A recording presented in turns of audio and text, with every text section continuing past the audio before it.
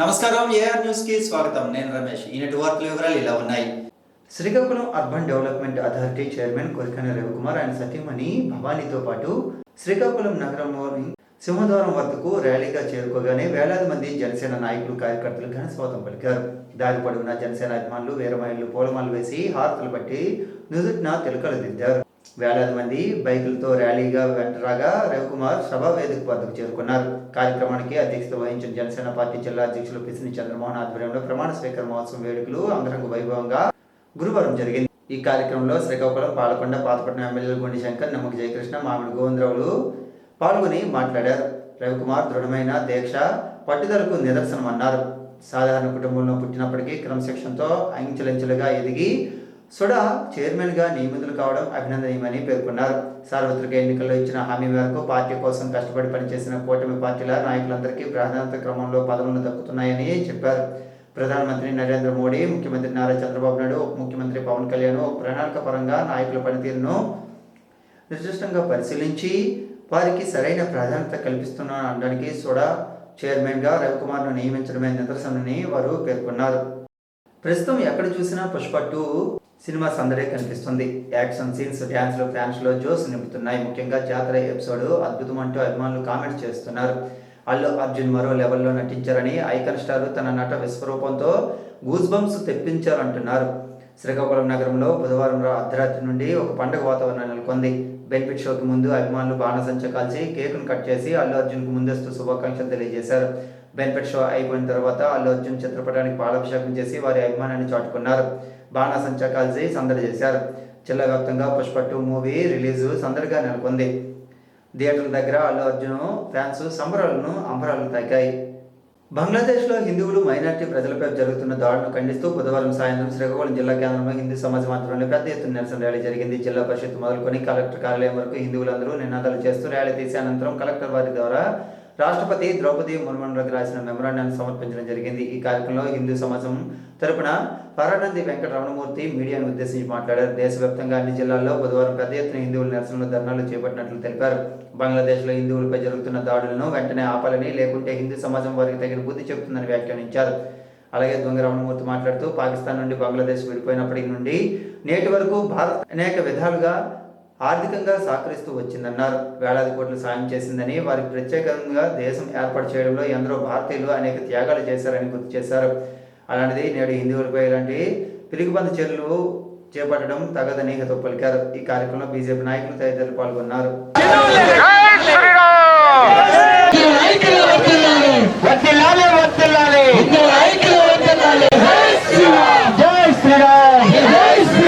రక్షించాలి, రక్షించాలి, రక్షించాలి, రక్షించాలి, రక్షించాలి, రక్షించాలి, రక్షించాలి, రక్షించాలి.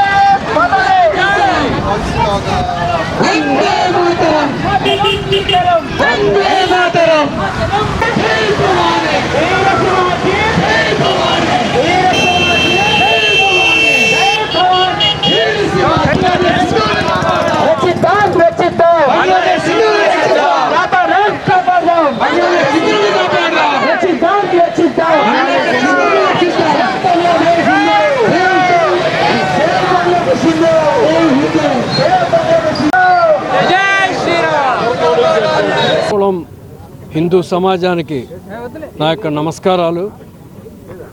ఈరోజు శ్రీకాకుళం హిందూ సమాజం బంగ్లాదేశ్లో జరిగినటువంటి హిందువుల మీద జరిగినటువంటి హింసాత్మక చర్యలు ఏవైతే ఉన్నాయో వాటిని ఖండిస్తూ శ్రీకాకుళం జిల్లా పరిషత్తు ధర నుంచి మొదలుకొని కలెక్టర్ ఆఫీస్ వరకు హిందూ సమాజంలో ఉండేటటువంటి వ్యక్తులందరూ కూడా ఈ యొక్క ధర్నా కార్యక్రమంలో పాల్గొని బంగ్లాదేశ్ యొక్క దుశ్చర్యల్ని ఖండిస్తూ ఈ ధర్నాని ఇక్కడ వరకు కలెక్టర్ ఆఫీస్ వరకు రావడం జరిగింది. శ్రీకాకుళం జిల్లాలో ఐటీడీఏ ఏర్పాటు చేయాలని సిపిఎం పార్టీ డిమాండ్ చేసింది. కేంద్రంలో బీజేపీ ప్రభుత్వం వినాశకర విధానాలతో ఆదివాసీ హక్కులపై దాడి చేస్తుందని సిపిఎం పార్టీ జిల్లా కార్యదర్శి డి గోవిందరావు, కార్యదర్శి వర్గ సభ్యులు కె మోహన్ రావులు విమర్శించారు. మందసలో పార్టీ కార్యాలయంలో గురువారం నిర్వహించిన సమావేశంలో వారు మాట్లాడారు. కేంద్ర రాష్ట్ర ప్రభుత్వాలు ఆదివాసీ భూములను అక్రమంగా గుంజుకొని కార్పొరేట్ కంపెనీలకు దారాదత్తం చేస్తున్నాయని విమర్శించారు. అటవీ సంబంధమైన కార్పొరేట్ కంపెనీల పెత్తనం కొనసాగుతుందని విమర్శించారు. శ్రీకాకుళం జిల్లాలో ఐటీడీఏ లేకపోవడంతో గిరిజనులు తీవ్రమైన ఇబ్బందులు ఎదుర్కొంటున్నారని ఆవేదన వ్యక్తం చేశారు. గిరిజన భూములను గిరిజనేతరులు తప్పుడు పత్రాలు సృష్టించి ఆక్రమించుకుంటున్నారని ఆరోపించారు. గిరిజన గ్రామాల్లో కనీస మౌలిక వసతులు లేవని, విద్య వైద్యం అందుబాటులో లేక గిరిజనులు తీవ్ర ఇబ్బందులు ఎదుర్కొంటున్నారని వారు పేర్కొన్నారు. ఈ కార్యక్రమంలో సిపిఎం పార్టీ నాయకులు ఆర్ ప్రకాశ్రావు, ఆర్ దిలీప్ కుమార్, మట్ట ధర్మారావు తదితరులు పాల్గొన్నారు. శ్రీకాకుళం మండలంలోని కరజడి గ్రామంలోని అనారోగ్యంతో బాధపడుతున్న ప్రగడ నిర్మల కుటుంబ సభ్యులకు 1,60,000 రూపాయల సీఎం రిలీఫ్ ఫండ్ను ఎమ్మెల్యే గొండి శంకర్ గురువారం అందించారు. ఈ సందర్భంగా నిర్మల కుటుంబ సభ్యులు ముఖ్యమంత్రి చంద్రబాబు నాయుడుకు, మంత్రి కింజరపు అచ్చెన్నాయుడుకు, ఎమ్మెల్యే గొండి శంకర్లకు కృతజ్ఞతలు తెలియజేశారు. AP municipal engineering workers union AITUC అనుబంధ సంఘం ఆధ్వర్యంలో శ్రీకాకుళం నగరపాలక సంస్థ కార్యాలయం వద్ద గురువారం నిరసన కార్యక్రమాన్ని నిర్వహించారు. యూనియన్ గౌరవ అధ్యక్షుడు T Tirupatirao, municipal workers union ప్రధాన కార్యదర్శి కె అప్పలరాజు ప్రభుత్వానికి డిమాండ్ చేశారు.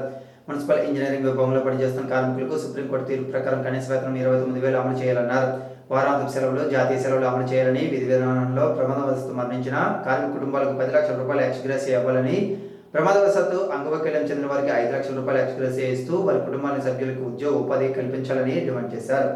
ఈ కార్యక్రమంలో మున్సిపల్ ఇంజనీరింగ్ వర్కర్స్ యూనియన్ అధ్యక్ష కార్యదర్శి వై శ్యామలరావు, ఆర్ సతీష్ కుమార్, నాయకులు కిషోర్, రామారావు, రాజేశ్వరి, జయశ్రీ, కరుణ, మాధురి తదితరులు పాల్గొన్నారు. ప్రధానమంత్రి సూర్యఘర్ యోజన ద్వారా 1 కోటి ఇళ్లపై రూఫ్ టాప్ సోలార్ ప్యానల్స్ ను ఏర్పాటు చేయడం వల్ల దేశం శిలాజ ఇంధన ఆధారిత విద్యుత్పై ఆధారపడటాన్ని తగ్గించడంలో సహాయపడుతుందని శ్రీకాకుళం ఎమ్మెల్యే గొండి శంకర్ అన్నారు. రాగోల్లో గురువారం ప్రధానమంత్రి సూర్యఘర్ షాప్ను ఎమ్మెల్యే ప్రారంభించారు. ఈ సందర్భంగా శంకర్ మాట్లాడుతూ, ఇది దేశంలోని చాలా ప్రాంతాల్లో సంవత్సరాల్లో 6 నుంచి 8 నెలల పాటు లభించే సూర్యరశ్మిని గరిష్టంగా ఉపయోగించుకుంటుందని చెప్పారు. అయోధ్య ఆలయంలో శ్రీరాముని ప్రతిష్టాపన వేడుకలు పవిత్రమైన రోజున ప్రధానమంత్రి నరేంద్ర మోడీ ప్రధానమంత్రి సూర్యోదయ యోజన 2024ను ప్రకటించాలని వివరించారు. ఈ పథకం మరింత అభివృద్ధి చెందాలని ఎమ్మెల్యే శంకర్ ఆకాంక్షించారు. భవిష్యత్తులో సౌరశక్తి ఉపయోగించుకునే అనేక కార్యక్రమాలను నిర్వహించుకోవాలని చెప్పారు. ఈ కార్యక్రమంలో ఆయనతో పాటు టీడీపీ నాయకులు, కార్యకర్తలు పెద్ద ఎత్తున పాల్గొన్నారు. మాజీ జడ్పీ చైర్పర్సన్ చౌదరి ధనలక్ష్మి కాలుకు గాయమైన విషయం తెలుసుకున్న స్థానిక ఎమ్మెల్యే ఎన్ ఈశ్వరరావు గురువారం ఎసంపురం గ్రామంలో బాబ్జీ స్వగృహానికి చేరుకుని పరామర్శించారు. ప్రమాదానికి గల కారణాలను అడిగి తెలుసుకున్నారు. త్వరితగతిన కోలుకోవాలని ఈ సందర్భంగా ఆయన ఆకాంక్షించారు.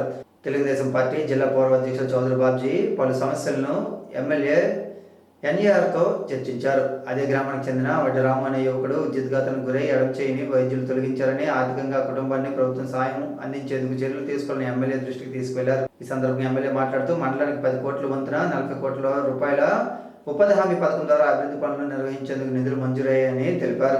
ధాన్యం కొనుగోలు ప్రక్రియ వేగవంతం చేయాలని, కొనుగోలుకు సంబంధించి సకాలంలో చెల్లింపులు జరగాలని రాష్ట్ర ముఖ్యమంత్రి నారా చంద్రబాబు నాయుడు అధికారులను ఆదేశించారు. గురువారం రాష్ట్ర ముఖ్యమంత్రి క్యాంప్ కార్యాలయం నుండి అన్ని జిల్లాల కలెక్టర్లు, జాయింట్ కలెక్టర్లు, పౌర సరఫరాల అధికారులతో ధాన్యం కొనుగోలు ప్రక్రియపై వీడియో కాన్ఫరెన్స్ నిర్వహించారు. ఈ సందర్భంగా స్వప్నాల్ దినకర్ పుండ్కర్ ఈ వీడియో కాన్ఫరెన్స్ లో పాల్గొన్నారు. విశాఖపట్నం కలెక్టరేట్ నుండి వీడియో కాన్ఫరెన్స్ కు ప్రభుత్వ ప్రధాన కార్యదర్శి నీరబ్ కుమార్ ప్రసాద్, మంత్రులు నాదెండ్ల మనోహర్, రాష్ట్ర పౌర సరఫరాల కమిషనర్ వీరపాణ్యాన్ని హాజరయ్యి రాష్ట్రంలో ధాన్యం కొనుగోలుకు సంబంధించి ముఖ్యమంత్రికి వివరించారు.